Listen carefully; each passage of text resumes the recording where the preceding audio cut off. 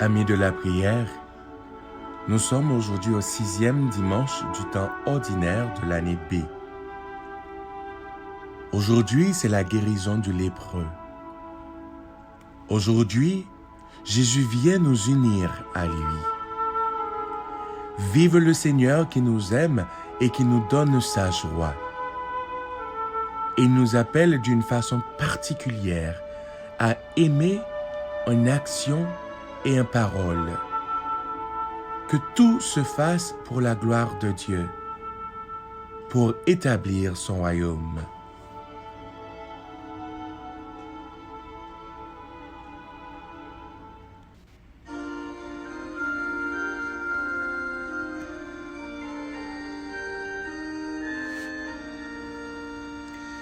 Christ aujourd'hui nous appelle, Christ aujourd'hui nous envoie.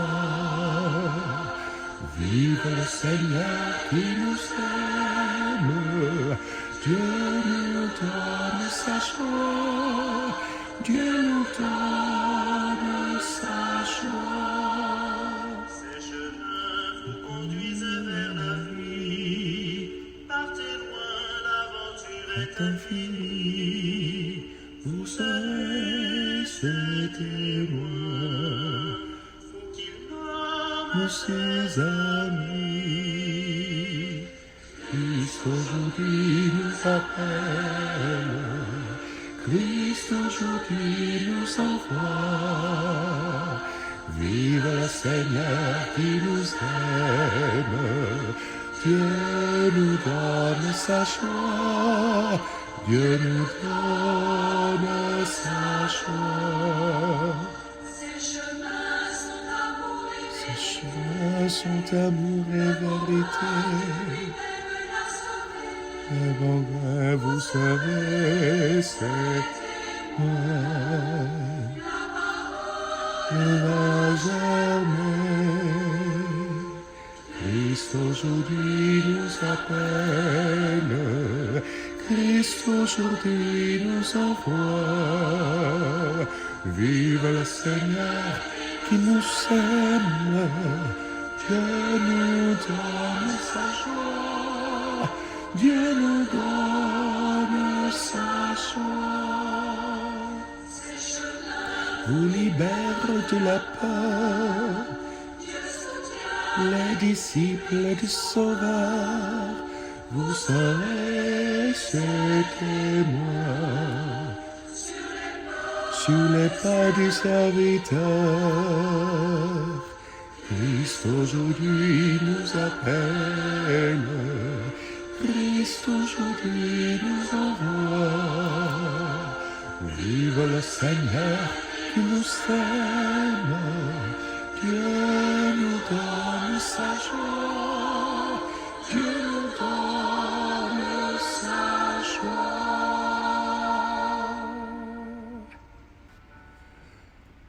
Première lecture tirée du livre des Lévites, chapitre 13, 1-2, puis 45 à 46. Le Seigneur parla à Moïse et à son frère Aaron et leur dit: quand un homme aura sur la peau une tumeur, une inflammation ou une pustule, qui soit une tache de lèpre, on l'amènera au prêtre Aaron ou à l'un des prêtres de ses fils. Le lépreux atteint d'une tache portera des vêtements déchirés et les cheveux en désordre. Il se couvrira le haut du visage jusqu'aux lèvres, et il criera: impur, impur. Tel qu'il gardera cette tache, il est vraiment impur. C'est pourquoi il habitera à l'écart. Son habitation sera hors du camp. Parole du Seigneur. Le livre des Lévites nous parle comment séparer les purs des impurs. Il nous montre des traditions qu'observaient les Juifs pour se laver et pour continuer à jouir la face du Seigneur. Cette première lecture nous indique comment les lépreux devraient être séparés du reste du monde. En effet, la lèpre est une maladie éminemment contagieuse que personne ne savait encore comment soigner. La sagesse imposait donc la prudence pour préserver le reste de la population. Par ailleurs, spontanément, on pensait que la maladie était toujours la conséquence directe du péché. À l'époque comme à l'aujourd'hui, on avait une conception arithmétique de la justice de Dieu. On pense que les hommes bons sont récompensés à proportion de leurs mérites et les méchants sont punis selon une juste évaluation de leurs péchés. Au point que, devant une personne malade, on déduisait automatiquement qu'elle avait péché. C'est pour cela d'ailleurs que le lépreux devait s'adresser au prêtre et non au médecin pour déclarer sa maladie et aussi que sa guérison.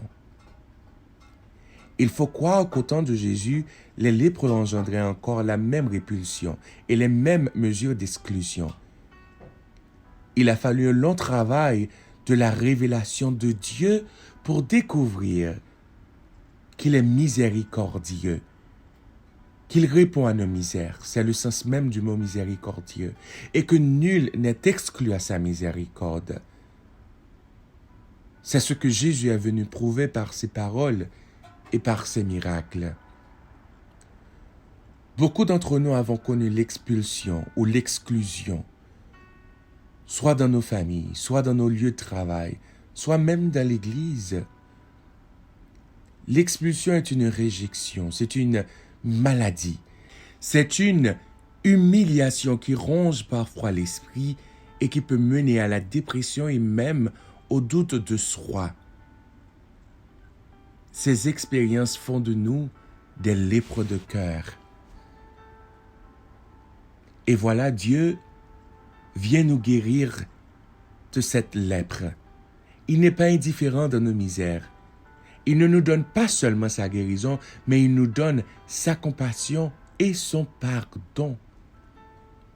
Jésus est venu nous révéler que rien n'est comparable à l'amour de Dieu pour nous.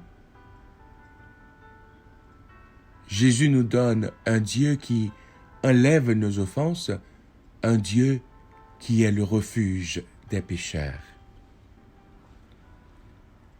Psaume 31. Tu es un refuge pour moi, de chants de délivrance, tu m'as entouré.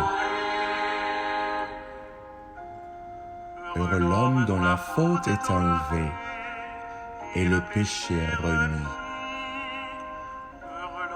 Heureux l'homme dont le Seigneur ne retient pas l'offense, dont l'esprit est sans fraude. Je t'ai fait connaître ma faute, je n'ai pas caché mes torts. J'ai dit, je rendrai grâce au Seigneur en confessant mes péchés. Tu es un refuge pour moi, de chants de délivrance, tu m'as entouré. Toi, tu as enlevé l'offense de ma faute. Que le Seigneur soit votre joie. Exultez, homme juste, homme droit, chantez votre allégresse. Tu es un refuge pour moi, de chants de délivrance, tu m'as entouré. Oui Seigneur, tu es notre refuge. Job nous a dit dernièrement qu'il faut crier nos souffrances devant Jésus. Dans ce psaume, aujourd'hui, nous voyons qu'il faut avouer nos fautes à Dieu. Comme il est difficile d'avouer ses torts, comme il est difficile de faire des aveux sincères, n'hésitons plus de révéler nos péchés au Seigneur. D'ailleurs, il les connaît déjà. Mais faire l'aveu nous met dans une intimité avec Dieu, une tête à tête pour tout révéler. L'aveu reste nécessaire pour nous. Il est l'indispensable opération de vérité. L'aveu n'a évidemment pas le pouvoir d'enlever la faute, mais il ouvre notre cœur au pardon du Seigneur. faisons reconnaître nos fautes au Seigneur sans hésitation.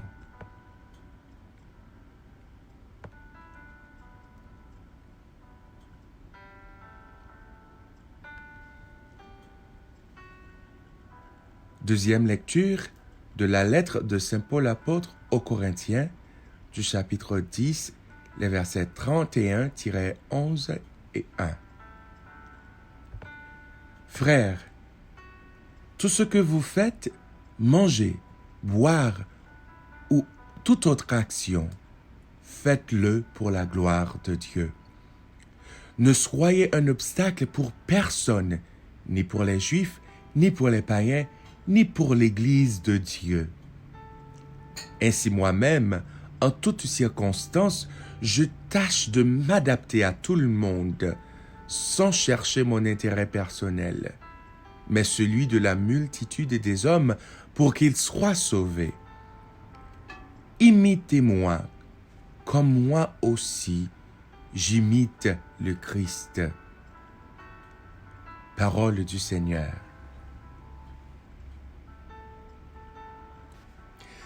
Tout faire pour la gloire de Dieu, nous dit Saint Paul. Cela veut dire que chacun de nos gestes, même les plus ordinaires, peut être un point de ressemblance avec Dieu. Imaginez-vous, hein? Nous ne pourrons plus jamais dire que nos gestes sont insignifiants. Manger, boire ou n'importe quoi d'autre ne seront plus ordinaires s'ils se font pour la gloire de Dieu. Plus rien n'est méprisable ou indigne. Chacune de nos actions peut être digne de Dieu. Si dans chaque mot, dans chaque geste, chaque attitude envers nos frères et envers nous-mêmes se fasse dans l'amour de Dieu, nous allons prendre part dans le mystère de l'incarnation, incarner l'amour de Dieu. Depuis que le Verbe s'est fait chair, comme dit Saint Jean, nous savons que toute notre vie dans la chair peut être une révélation de Dieu. Voilà donc la grande nouvelle. Nos gestes les plus ordinaires peuvent être vécus avec Dieu. Paul nous dit que ces mêmes gestes peuvent aussi devenir des obstacles pour les autres. Ne soyez un obstacle que personne, pour personne, ni pour les Juifs, ni pour les païens, ni pour l'Église. Ne soyez pas la raison pour laquelle quelqu'un laisse l'Église ou encore pire, abandonne sa foi.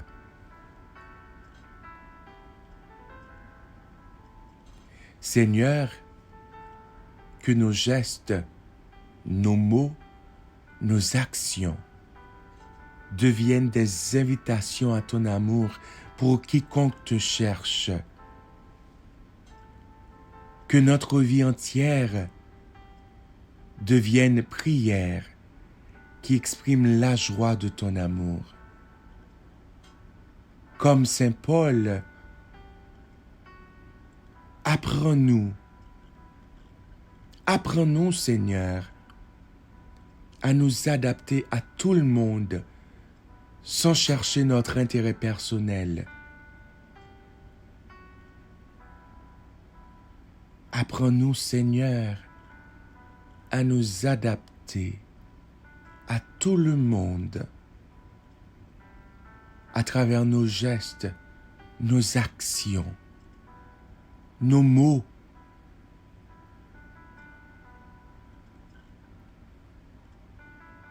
sans chercher notre intérêt personnel, mais pour tout faire pour que l'homme soit sauvé.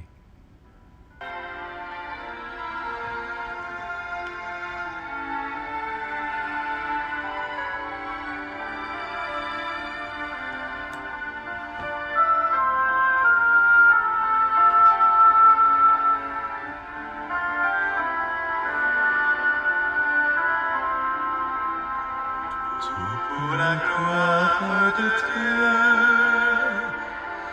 tout pour la gloire de Dieu. Tout ce que vous dites, tout ce que vous faites, que ce soit toujours pour la gloire de Dieu. De l'aurore à la nuit, de la nuit au lever du soleil, ne vivez que pour lui,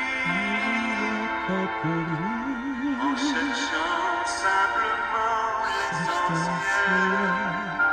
Demeurez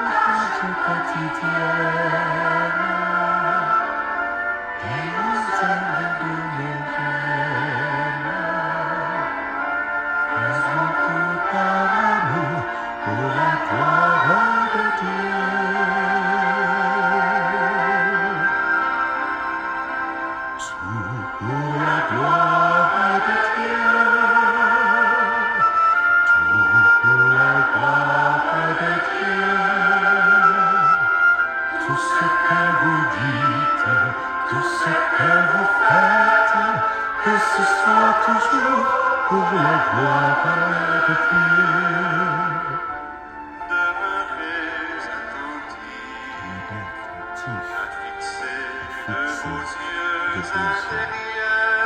yeux intérieurs le mystère du Christ, les trésors infinis de son cœur, façonnés par l'Évangile, où nos vies prennent racine. Faisons tout par amour pour la gloire de Dieu.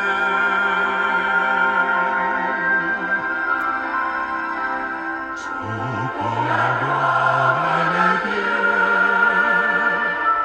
Tout pour la gloire de Dieu. Tout ce que vous dites, tout ce que vous faites, que ce soit toujours pour la gloire de Dieu.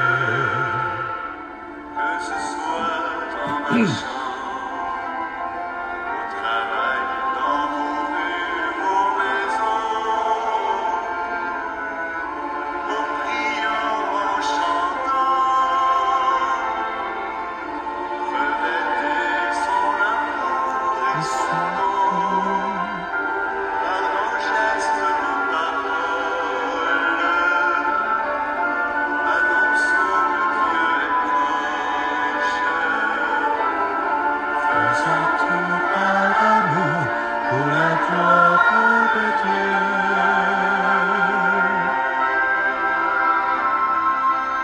Tout pour la gloire de Dieu.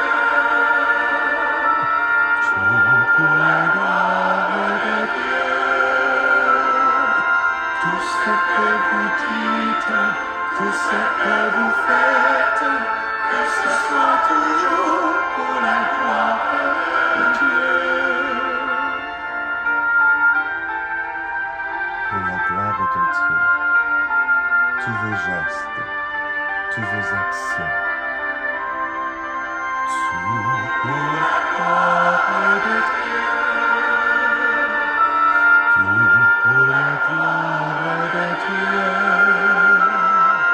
Tout ce que vous dites, tout ce que vous faites, que ce soit toujours pour la gloire de Dieu. Que ce soit toujours pour la gloire de Dieu.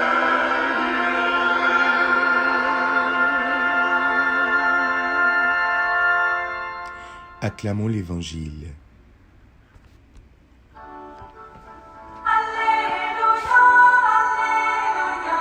When school isn't a place you have to be, why not go to school?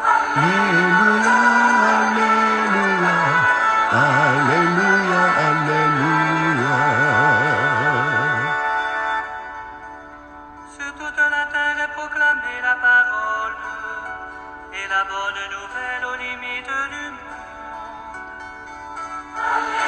Alléluia, Alléluia, Alléluia, Alléluia.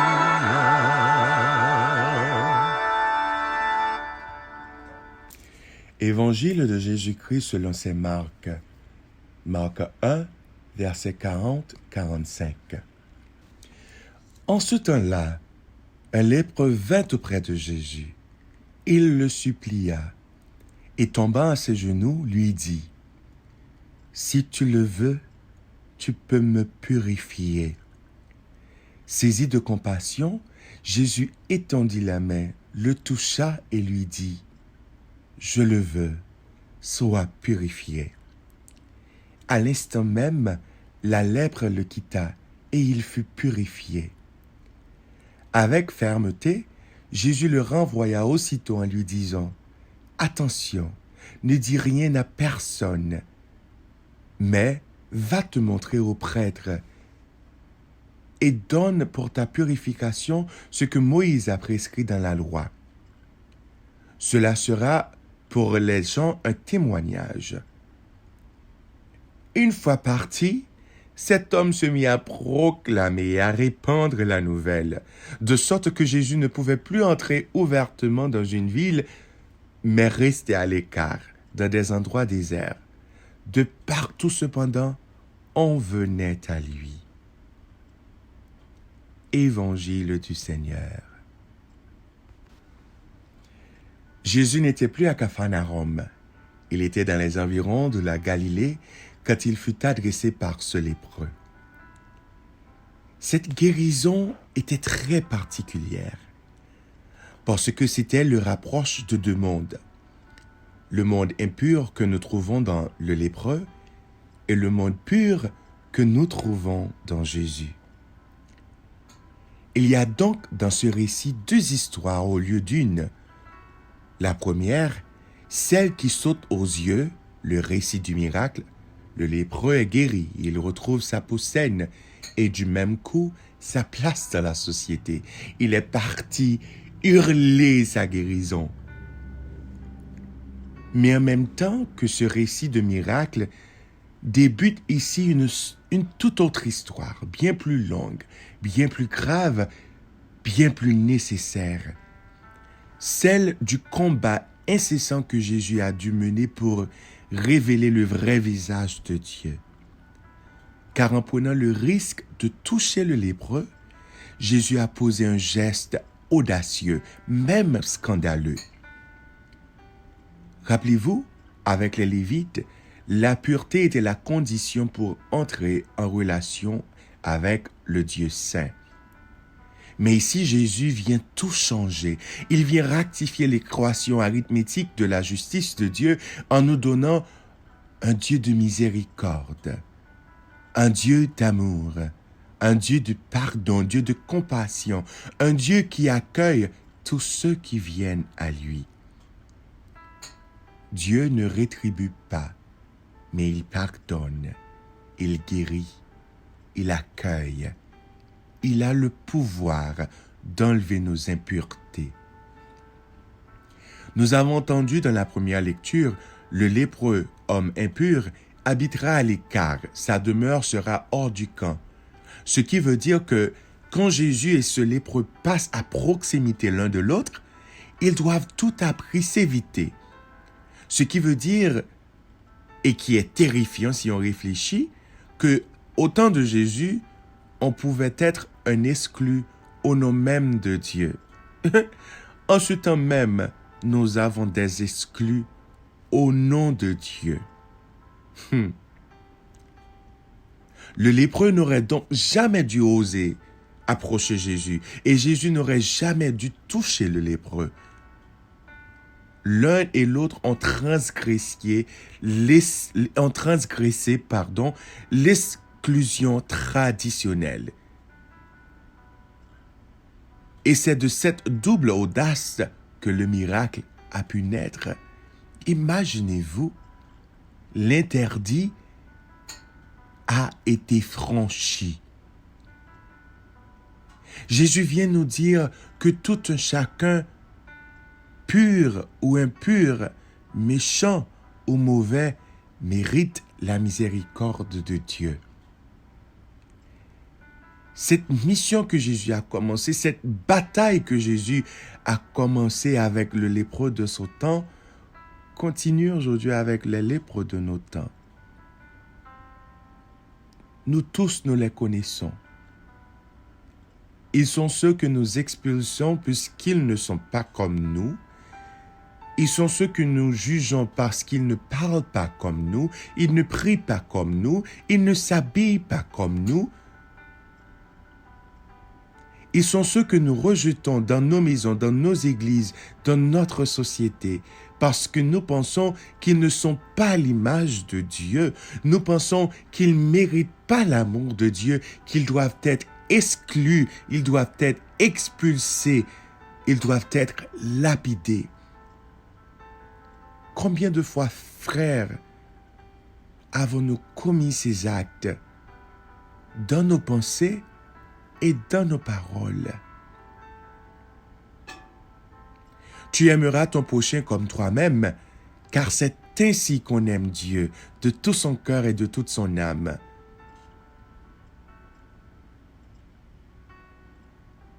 Amis de la prière,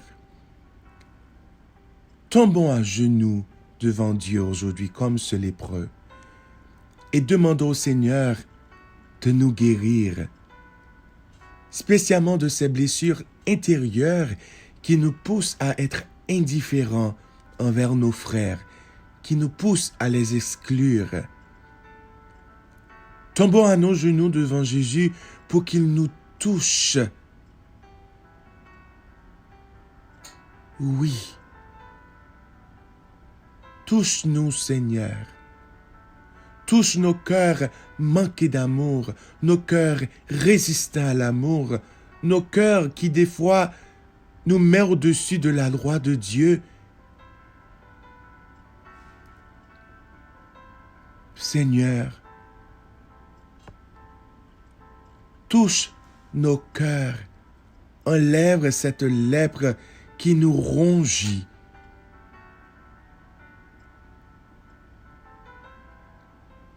Nous savons si nous avons nos fautes, déjà nous commençons cette route de guérison. Seigneur, guéris nos cœurs, guéris nos âmes. Nous n'avons pas de lèpre sur la peau. Nous ne crions pas impur, impur, mais nous le sommes intérieurement. Nous ne sommes pas dignes de ton amour. Nous ne sommes pas dignes de toi. Et pire, nous ne sommes pas dignes de juger quelqu'un d'autre. Nous ne sommes pas dignes de les expulser. Nous ne sommes pas dignes de dire qu'ils ne méritent pas ton amour, pendant que nous, Seigneur, nous ne méritons pas ton amour.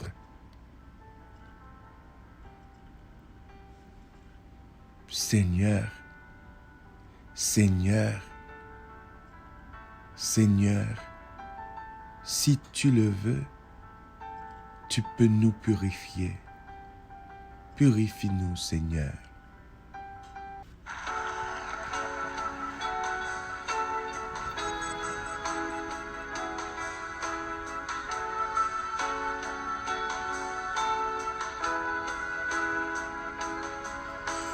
Me voici, Seigneur, ébloui devant ta face, libre par le ton de ta grâce.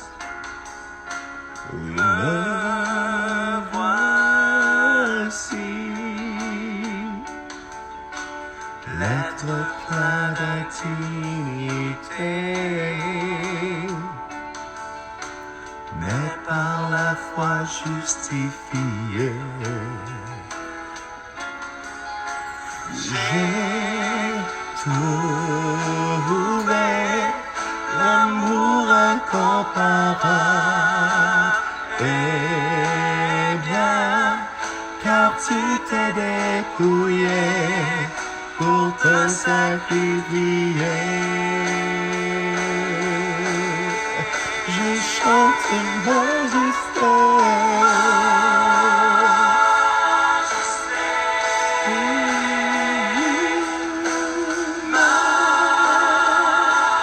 Majesté,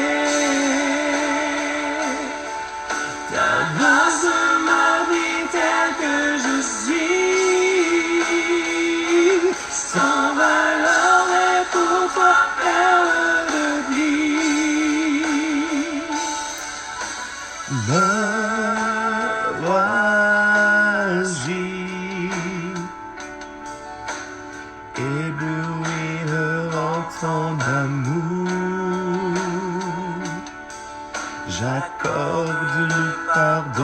en retour.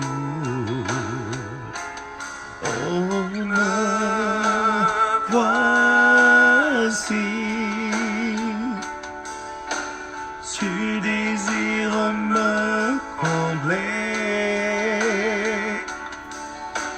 m'embraser de ta sainteté.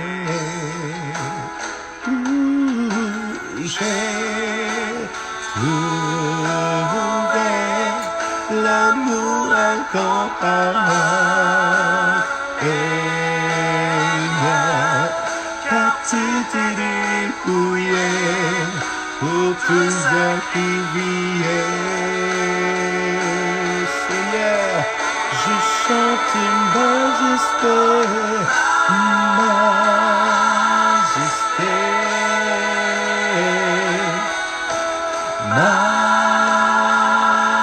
Majesté, ta grâce remplit tel que je suis. En valeur, mais pour toi, perle de prix.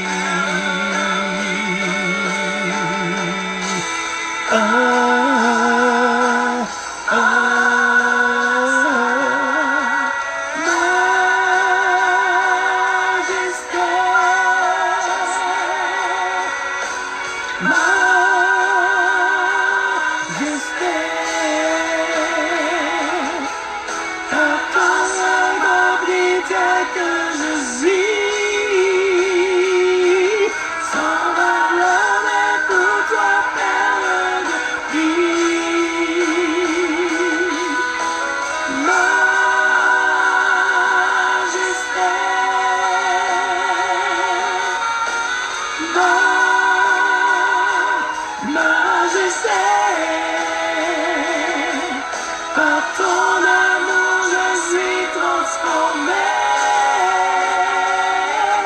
en présence de ta majesté.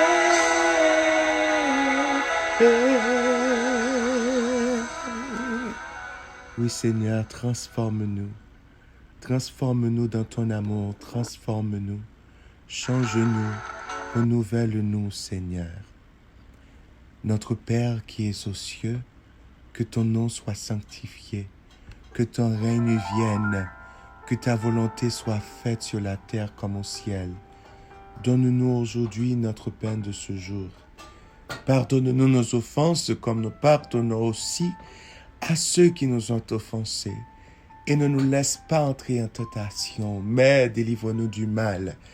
Car c'est à toi qu'appartiennent le règne, la puissance et la gloire, pour les siècles des siècles. Amen. Il n'y a pas une plus belle évangile que celle d'aujourd'hui qui nous invite non seulement à l'amour de Dieu, mais à aimer notre prochain pour cette fête de Saint-Valentin. Joyeux Saint-Valentin à vous tous. Et mercredi prochain commence le temps de carême et déjà je vous invite à méditer, à vous préparer, à commencer à faire des plans pour savoir quel sacrifice que vous allez faire pour ce temps de carême qui arrive. Déjà, je vous souhaite un bon carême, un bon dimanche et une bonne semaine. À dimanche prochain. C'était avec vous, Carlo Balthazar.